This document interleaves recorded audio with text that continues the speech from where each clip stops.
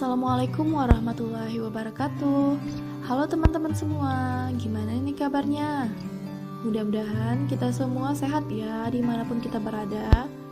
Oh iya, perkenalkan, nama saya Mary Octavia, mahasiswi jurusan Perbankan Syariah, Fakultas Ekonomi dan Bisnis Islam, Institut Agama Islam Negeri Langsa. Coba tebak, di sini saya mau ngapain? Nah, saya mau berbagi podcast pertama saya nih, yang berjudul Kaum Milenial sebagai Harapan Bangsa. Mendengar kata kaum milenial, kira-kira apa yang terlintas di pikiran kalian? Pastinya generasi pemuda, bukan? Yap, kaum milenial merupakan salah satu generasi penerus ataupun pemuda yang diharapkan oleh banyak orang untuk dapat membawa negeri ini ke arah yang lebih baik lagi.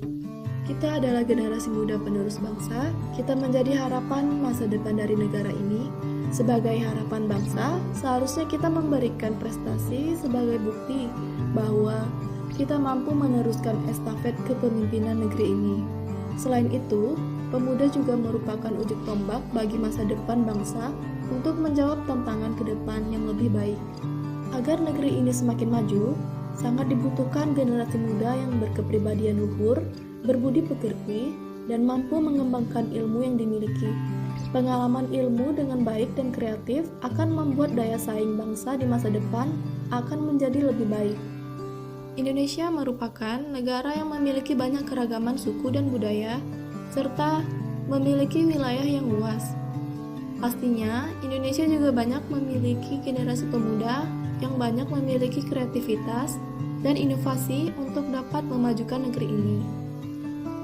Kita sebagai kaum milenial juga sebagai harapan bangsa, harus dapat menciptakan ide-ide kreatif untuk memajukan negeri ini. Contohnya, kita sudah berada di area globalisasi, di mana kecanggihan teknologi menuntut kita harus dapat menggunakan serta memanfaatkannya dengan sebaik mungkin. Nah, dengan teknologi tersebut, banyak yang bisa kita lakukan, seperti membuka peluang usaha. Generasi muda dimanapun berada, pastinya tidak asing dengan smartphone dong ya. Apa yang bisa kita lakukan dengan benda tersebut? Kita bisa berkomunikasi dengan smartphone, bahkan kita bisa melakukan pemasaran loh. Gimana caranya? Pastinya dengan membuka peluang usaha dong ya. Misalkan nih, kamu ingin berjualan, kamu ingin menggunakan media tersebut sebagai sarana penjualan online kamu, tanpa harus menyewa toko dan modal yang cukup besar. Kamu sudah bisa berbisnis, dan tanpa kamu sadari, dengan salah satu cara seperti itu, kamu telah menggunakan dan memanfaatkan teknologi yang ada. Namun, sayangnya hanya beberapa kaum milenial yang memiliki pemikiran seperti itu. Mengapa? Karena banyak juga kaum milenial yang hanya menggunakan teknologi, namun tidak memanfaatkannya. Hasilnya, mereka tidak akan berkembang dan hanya menonton seperti itu. Nah, tugas kita sekarang, kita harus bisa mengajak kaum milenial lainnya agar dapat menggunakan dan memanfaatkan teknologi dengan sebaik mungkin. Tidak hanya berbisnis, bahkan kecanggihan teknologi juga bisa kita manfaatkan untuk mencari informasi tentang apa yang harus diperbaiki dan dibutuhkan oleh bangsa ini. Dengan begitu, setidaknya kita telah membantu dan mewujudkan cita-cita bangsa loh teman-teman. Bayangkan, kalau kaum milenial yang ada di negeri ini memiliki pemikiran seperti itu, pastinya negeri ini akan terus berkembang dan memiliki kemajuan yang signifikan. Kita juga harus menjadi contoh untuk generasi lainnya dan mengajak mereka untuk dapat memajukan bangsa ini. Bangsa kita tercinta, yaitu Indonesia. Kita harus bangga menjadi kaum milenial Indonesia, teman-teman. Karena kalau kita saja tidak bangga, bagaimana kaum milenial yang ada di negara lainnya mau melihat kemajuan bangsa yang telah kita lakukan? Apalagi pada masa pandemi COVID-19 seperti ini. Kita harus benar-benar ekstra dalam memanfaatkan teknologi. Mengapa demikian? Pemerintah telah menetapkan untuk menghindari kerumunan banyak orang dan wajib mematuhi protokol kesehatan.